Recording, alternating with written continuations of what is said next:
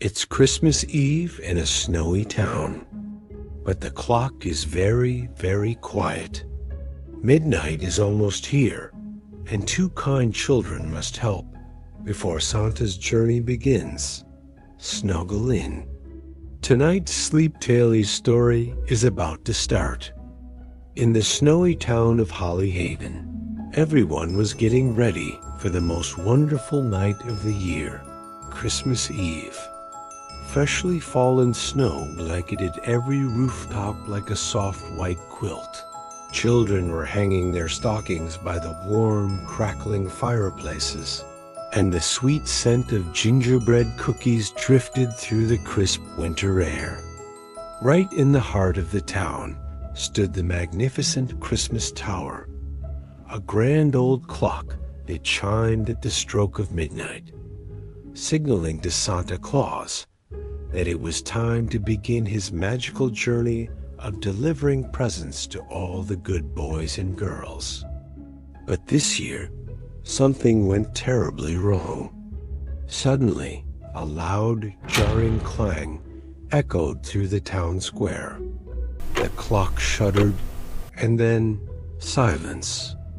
Its enormous hands, which had been steadily climbing towards midnight, froze solid at 11. The big bell, which should have been preparing for its joyful chime, hung still and silent. Everyone in the square looked up, their festive chatter turning to gasps of shock and worry. A clever young girl with bouncy curly hair named Ellie was the first to understand what this meant. "Oh no," she exclaimed. "If the clock doesn't chime, Santa won't know it's time to go." Her little brother Ben tugged on her sleeve, his eyes wide with concern. "What are we going to do, Ellie?" he whispered. Ellie's face was filled with determination. "We're going to fix it," she declared.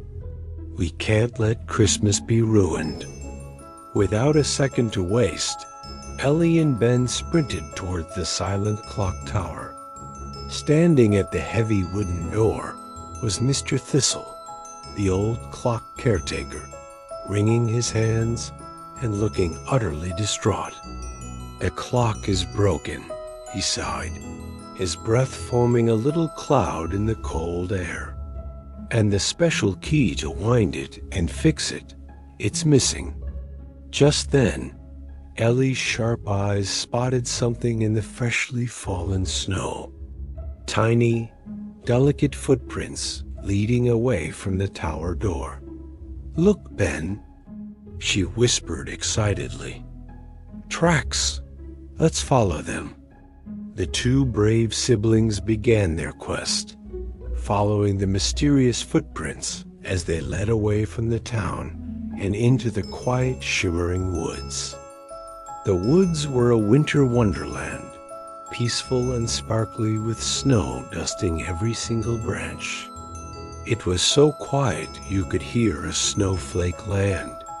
But then they heard it, a faint sound of giggles carried on the wind. "Who's there?" Ellie called out, her voice brave. From behind a snow-covered bush, out fluttered a group of tiny Snow Sprites. They had beautiful, frosty wings that glittered in the moonlight and warm, glowing smiles.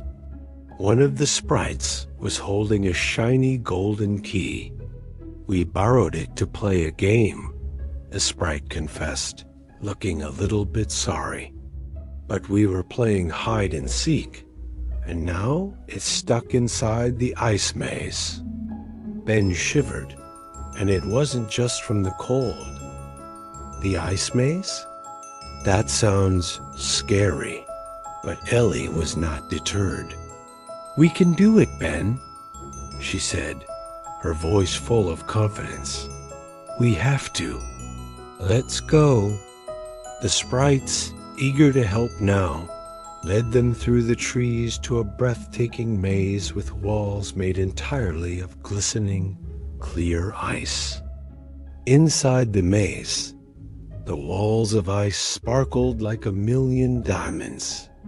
Ellie and Ben carefully made their way through the confusing twists and turns. After what felt like ages, they reached the center and found a magnificent frozen fountain.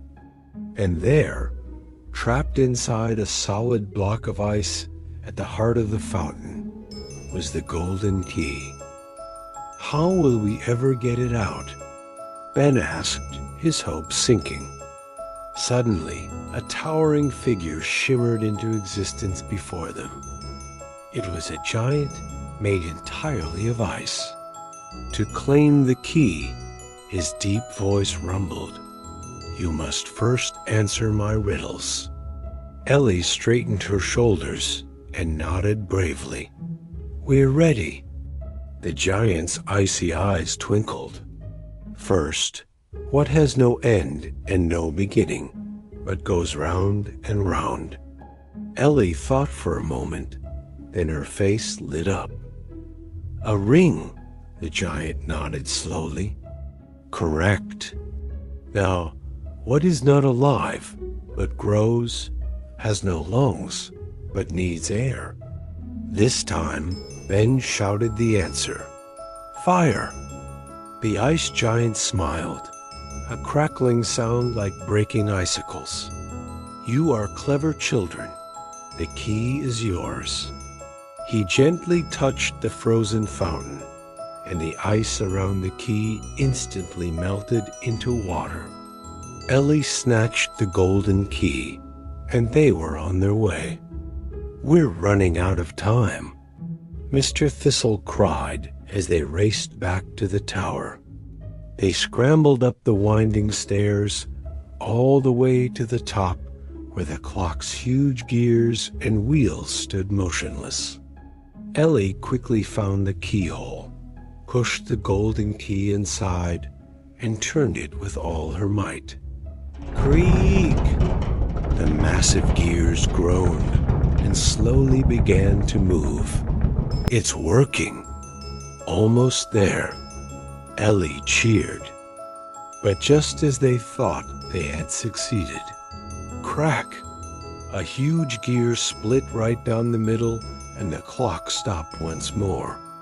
"Now what do we do?" Ben asked, his heart sinking. Ellie looked out the tall tower window and saw a tiny, bright light far away in the starry sky. It was Santa's sleigh.